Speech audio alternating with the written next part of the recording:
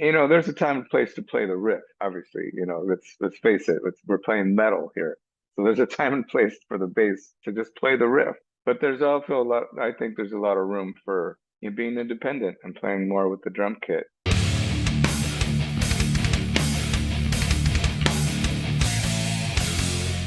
What's up, everybody? It's Keefy at GhostCultMag.com. I am thrilled to be once again joined by Joey Vera of Armored Saint. How are you doing, sir? I'm doing well. Thanks for having me. Yeah, man, so great. I just saw like an awesome Instagram photo of you in the jungle. So I know you were on tour and doing the festival cruises and stuff, but that was such a fun photo, and I appreciate that you kind of share a little bit of your personal escapades as well as your musical escapades online. Sure. I don't know what photo you're referring to, um, but I'll go with that. All right. I think it was you, Bush, and the wives in the jungle or something on a day off on one of the cruises. Am I right? Oh yeah, we went to what did we do? We went to Cozumel. That's it. I'm probably Yeah, following Tracy somewhere also on yeah. social media. Oh, Sorry I about know that. what it was. No, I know what it was. We went down to the beach and we had a nice day. So the sun was out, so we went down to the beach and it was really cool. Awesome. This is like my annual check-in with Armored Saint, as I do, and Yeah. semi-annual. You should go to the dentist more than I talk to this band, but we try to support whenever possible. I got to see the Wasp tour. We covered the Wasp tour again a second time. Just such a huge fan. And then Armored Saint is about to kick off this run of dates with Queensrÿche, and it's like such a good pairing. Obviously, old friends, probably former tour mates, right? Yeah, we've done a few with them before, and we have known them for quite a while. I think I've known the guys since like 87, 86, 87, like so pretty early on. But we didn't do any touring with them until about 2016, and we did a short tour with them in Europe, and then we did another lengthier tour in the US in 17. And then I also toured with them with Fates Warning. Fates Warning supported Queensryche in 18. So I have personally have done a lot of traveling with those guys. And they're just they're great people. I consider them really close friends. And both bands are just super easy to deal with. We're all just friends and it's the family vibe out there. So this tour is going to be great. We're looking forward to it.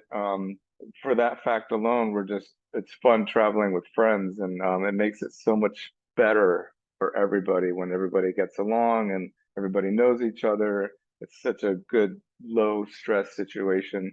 And stylistically too, I mean, I think the fans are going to really appreciate this. They're going back on their origin, they're calling it their Origins tour, and they're doing the first EP and they're doing the Warning in its entirety. So it's a cool old school kind of vibe thing, and we fit in perfect with that. So yeah, it's going to be great. We're looking forward to Gonna be a lot of fists in the air, it. and I appreciate that you talked about the symbiotic relationship. It's important when you have another band on tour with you that gets it, the it being the whole thing, and veteran bands appreciate each other and appreciate just the gift that is. I'm so thrilled that we got live music back and these shows the last few years, because it was a Yeah, desert before that for a minute and it was scary. But yeah. just bass player to bass player, or former bass player to legendary bass player. How great is Eddie, man? Like, oh my god, Eddie's dude! Like he's he's like awesome. so He- good, right? I love Eddie. Eddie is a great player, and he's kind of like one of the few. Well, I don't want to leave a bunch of people out of this, but he's one of the few players that, kind of like me, plays for the song, and he plays real. Like when he needs to be basic and simple, he just knows how to be a pocket player, just lay down in the pocket with the drums. And then there's other times where he goes off a little bit. And that's kind of the way I approach bass. So him and I have a lot in common when it comes to approaching the instrument and applying it to the music. And plus his sound. I mean, the sound that Eddie has gotten since basically since Mindcrime is like it's insane. I'm always going up to him, like, looking at his amps and like checking out his sound. Like, how are you getting that sound? I'm always trying to cop it. So I always love just playing and his sound, and yeah, I'm always surprised that he's not like one, more like one of the first names out of people's mouths when they talk about great bass players, especially in heavy metal, because the bass is so integral. And I always learned as a bassist to when not to play is more important than what you're playing. So I appreciate absolutely, that. I think that goes for you as well.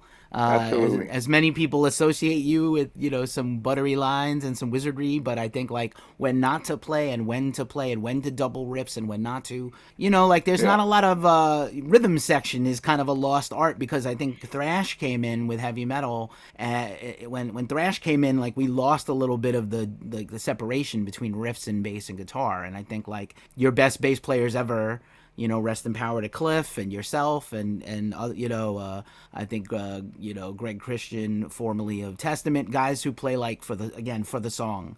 It's almost it's yeah. becoming a lost art. I hope it doesn't. Yeah, yeah. I mean, I think it did get a little lost when became more important for the bass player to, well, not well, for a lot of people it became more important for the bass to play exactly what the rhythm guitars were playing. This is, as you mentioned, thrash music was extremely heavy guitar driven. So a lot of the bass players basically were playing the same thing the guitars were playing.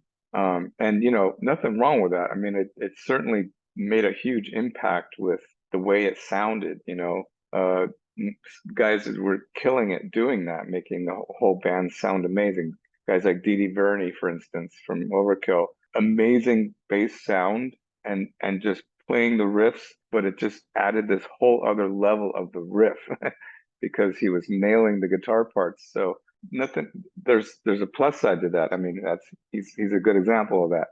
But I agree with you, I mean, me personally, I come from a different background, 70s music, and I also grew up listening to a lot of R&B. So obviously the bass is more in tune with the drums than it is with the other instruments such as guitars and other melodic instruments in the band. So I always approach things from that point of view. There's a time and place to play the riff, obviously.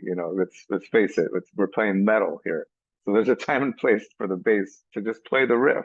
But there's also I think there's a lot of room for being independent and playing more with the drum kit. And so anyway, it's a matter of taste, that's all. Good stuff. I'd love to know what was like the first song you ever heard that made you want to pick up the bass. Was it an R&B song? Was it a rock song? What was it? Wow, that's a good question. I actually started out as a guitar player. So that was my first instrument. I learned how to play guitar when I was 13 and hadn't quite mastered it, obviously. But by the time I was about 16, 15 or 16, I had already played guitar with friends, actually friends being John and Gonzo and other neighborhood friends that I had with Armored Saint, the guys in Armored Saint. I switched over to bass during that period, and I don't think necessarily it was a particular song or anything like that that made me want to play bass. It was more of a out of a necessity with the group we were playing with the friends. But it's something that really I took to really naturally. So by the time I was picking up the bass, I was already listening to, I mean, lots of different things. I was listening to John Deacon from Queen, and I was listening to also like Louis Johnson from the Brothers Johnson, and I was listening to Sly and the Family Stone. I was listening to Earth, Wind and Fire. So, also John Paul Jones, Geezer Butler was already, so all these people were already in my consciousness by the time I picked up the bass. So I don't know, from day one, it was a little bit of everything. It's funny. I feel like drummers and bassists also listen to more dancey music than anybody else. I rarely hear guitar players cite like old school R&B and funk and things like that. And it's always a drummer or a bassist who's like, Jamerson or Bootsy or Brothers Johnson. Yeah. just the classics, man. Just the Yeah, classics. They never yeah, die. As much as I love yeah. rock stuff, I actually just want to recommend a Queen Rock Montreal, which was like their 1980 concert for the Game Tour, was re-released into movies, and it's coming out as a Record Store Day or post Record Store Day Oh, vinyl. that's awesome. And the bass playing, like the mix of John Deacon live from Queen, is so sick. Great. It Can't just wait. I sat in a movie theater, rewatch. I heard the record. It was a vinyl back in whenever the '80s, and I remember hearing some of it. And then I saw this thing on the big screen, remixed, remastered. The audio is even better than the video because the video is limited by the time, right? Mm, But the audio is cleaned up so great. And it's like cool. just the four of them with nobody else on stage doing these incredible. You don't miss Oh, anything from the albums, and John is yeah. just killing it. He's such a great player. And it's funny thing about Queen, like, people know the hit. Most people know the hits, but if you're a Queen fan, you know all the deep cuts too. You know all the records. And it's funny when and I never really he wasn't someone that I studied under the microscope, but there was quite a few times in the last 20 years or so where I just wanted to learn some Queen. I wanted to learn some Deacon songs and listen to some Queen stuff. And it's amazing how much he overplayed.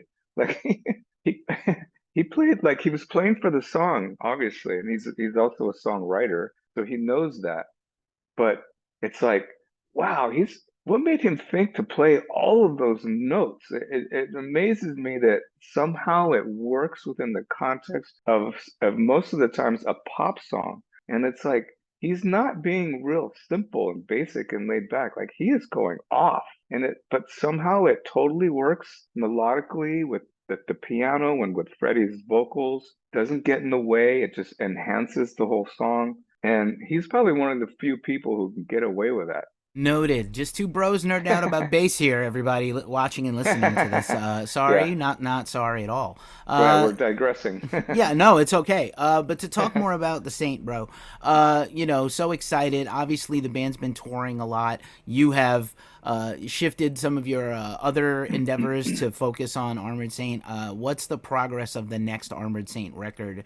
Are we getting another record next year? Is that on the table? Is it possible? Well, we have started writing, so we're about, I don't know, 7 songs in right now. We have more writing to do, and we're hoping to have something out by sometime the end of 25 is probably realistic. So we're still working towards that, and that's a goal we have set in our minds. We'll see if we can get there. In the meantime, we have a new single that we recorded in January, just past January, and it's coming out in June on Metal Blade Records. We also shot a video for it. And speaking of R&B, it's we decided we were fooling around with this song just as for fun, and it turned out so good. We decided to put it out as a digital only single because we've never released a single before. We've always recorded music for the record, 10, 12 songs, and there's the record, and here you go. But this time we had a chance. We were writing, and we said, let's go in the studio. Like, let's do it in 3 weeks. Come on, we can do this. Let's go in and do it. Cut one song, mix it, master it, blah, blah, blah. We worked with Jay Rustin again. He mixed the tune, and the tune is by the Four Tops, and it's one of my favorite songs from them. And I thought that John Bush would kill it as he just nailed it. It's so in his wheelhouse, and the song came out amazing. So it's for fun. It's nothing too serious, but we came out great. Still really heavy, and it's coming out in June, and along with the video. And then in the meantime, we're still writing, and we have another tour coming up as well in late summer. We're going over to Europe and doing a bunch of festivals and some headline shows, doing a bunch of UK shows. We've never really done that. So, we're quite busy the rest of this year. It's a good time to be Armored Saint. Bush is sounding as good or better now than he ever has, and Yeah, people might remember that Bush did a classic soul cover with Anthrax. He did "Ball of yeah, Confusion," so it's that's not right. unheard of, and it's not going to be No. too wildly unexpected. He can sing any. I pay to hear that guy sing the phone book. He also has like 3 bands going right now, which is interesting because you were always seen as the Swiss Army guy that will jump into other bands and go on tour and fill in. But John has also, got a lot of stuff percolating. Yep. Hopefully, time allows to, I appreciate the attention being given to the main band here, and it's good. It's a good time for another record. So we're excited to hear about that single. Hopefully, it's okay to share that. If I need to edit this, let me Yeah. know. No, it's fine. I'll check I've with. already we're I'll already check with. spilling the beans. All right, cool. Good to know. Sometimes people tell me stuff because I got a friendly face, and then they regret it later. Nah, all People good. don't know the finished products are never, they're never quite what you see here with these edited videos. But Yeah, yeah. yeah, man. And the festivals, people love the band over in Europe. We all have a huge contingency, huge staff over in Europe. We started as a zine in Europe, so we'll be covering some of those festivals, no doubt, and Great. hopefully get to see you guys. We'll send some photos along and reviews and tag the band as always. When you're not doing heavy music, what do you listen to? Like when you're not making music, what music do you listen to relax and change gears? To be honest with you, it's always the same. And I've tried once in a while, I'll go off on a tangent and I'll listen to other stuff. But for me, I always go back to the 70s. And, it's just like when I want to relax, I just want to put on my old worn out jeans and my old sneakers and I want to be comfortable. So like yesterday, I usually cook every day. I'm kind of a stay-at-home dad when I'm not touring. So I cook for the family and every day as much as I can. And without fail, I put tunes on when I'm cooking because it's just the vibe around here. We put on tunes and we cook and we eat and we hang out. It's cool. So yesterday I was listening to a compilation I made of just best of Leonard Skinner. So it's all the records from all the great stuff from Nothing Fancy all the way to I don't know, till Street Survivors basically. So it's all the good stuff. So I tend to do that. I listen to a lot of 70s music. I have another playlist called Classic Rock Deep Cuts, and it's all kinds of stuff on there. It's classic rock is all I really listen to mostly. Sometimes I'll branch out and I'll get in the mood to hear whatever. I'll listen to the most recent Mastodon or, whatever. I was into a Death Cab for Cutie phase for a while. I mean, it's pretty varied.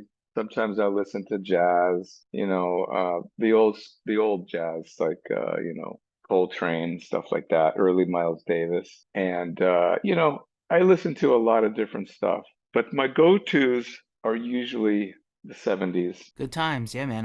Yep. People may or may not know that I'm also quite the jazz head. My parents were huge jazz nerds, and they used to go to date on dates to jazz shows to like Harlem when I live. I'm from New York, and That's awesome. that everybody is sick of hearing that story. But like, yeah, I'm also like I studied a lot of jazz. I couldn't play it or sing it, but I studied a lot of it.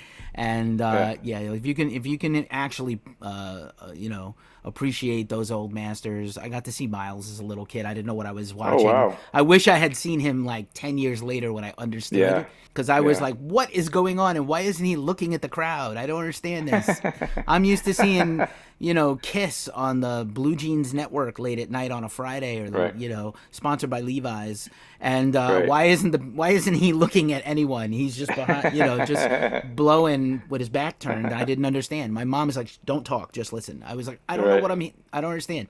I was too young, but good times, really good times. That's amazing. Man, yeah, man, I was lucky, and I've been lucky again to see you guys countless times. So thank you so much for all the music. I'm very excited to hear about this new single, New Armored Saint in 2025. Hopefully, as all things go well, and as always, be safe on the road. And it's wonderful to see. I'm sure we'll talk in about 8 more butts when the new record's getting ready. Sounds great. Thank you very much for having me. And anybody wants any more info on the tour, you can get it all at armoredsaint.com. Everything's there. Everything. News, tour news. Follow us on Instagram and Twitter and blah, blah, blah. It's all there. So, yeah, thanks for having me and we look forward to Always a pleasure. Buy some music and merch, you nerds. They need, support the it. bands you love with your pocketbook, man. That's what I Yeah. say. All right. Thanks, Joey. We'll see you soon. Thanks for hanging with Thank Ghost you. Cult. Cheers. Have a good one.